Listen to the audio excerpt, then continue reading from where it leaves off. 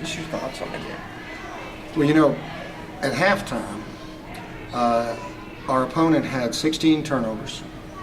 We were shooting 51%, and they only had 2 offensive rebounds. We were up 4. So for maybe the first time this year, I wrote down on my board that I use when I go in at the half, things we'd like to discuss: intensity, enthusiasm, effort. And I talked with my team about those 3 things the entire half. And it really worked, because the first 5 minutes of the second half, the game was tied. However, where we got the lead and got comfortable going down the stretch was our intensity level picked up. It just picked up, and we ran a little faster. We caught balls moving a little faster. Shots went in a little more, then the defense picked up. And then we defended them better in the second half because of that. And so, the one thing you hope that you don't have to coach this time of year is effort. And quite frankly, I was real surprised. And my team was real surprised too, I think. Well, that's something that I know that's a staple of your programs in the past. That's the 3 things you really stress. But with this team, you haven't had to stress that a lot. No, because not much. they get it, but it's a rare first time. Well, and that leads to the post game, which was simply, I think West Virginia State has an ability to win basketball games, but they're extremely young, and they really don't have a senior that's contributing. So they don't really grasp sometimes the situation. And I thought they could have beaten us tonight, okay? Well, after the game, I talked to our team about learning from when we win. I hate to learn from a loss. I would much rather learn from a win.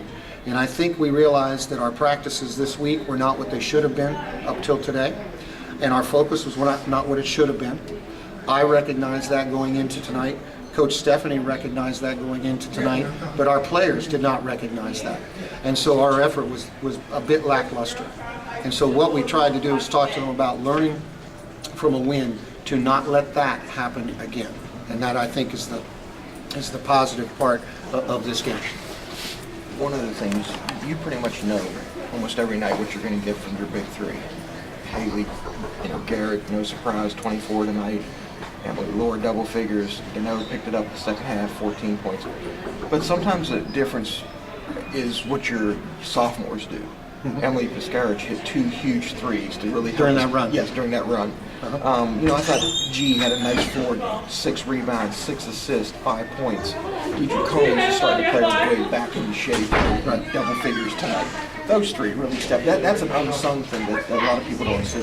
What you're alluding to is 100% correct. That we have to have consistent play from the other guys. Now, once in a while, those 3 seniors are, one of them's going to have a bad game. It happens.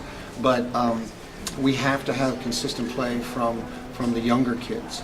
And when they play well, then generally we play really well as a team. And so, and part of that's our youth. Yeah. We have older kids and real younger kids and nobody in the middle. And so, we kind of forget that those other kids are real young.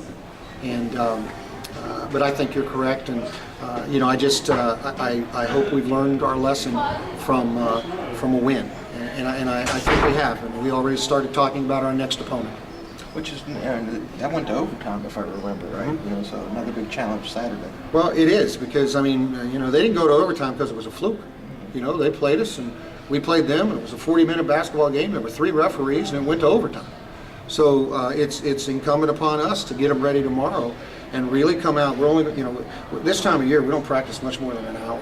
So we want 55 minutes of really competitive basketball tomorrow in practice. And we're going to change up a couple things in practice. We're going to go back to our competition drills, trying to get our competitive juices flowing a little bit more during this stretch.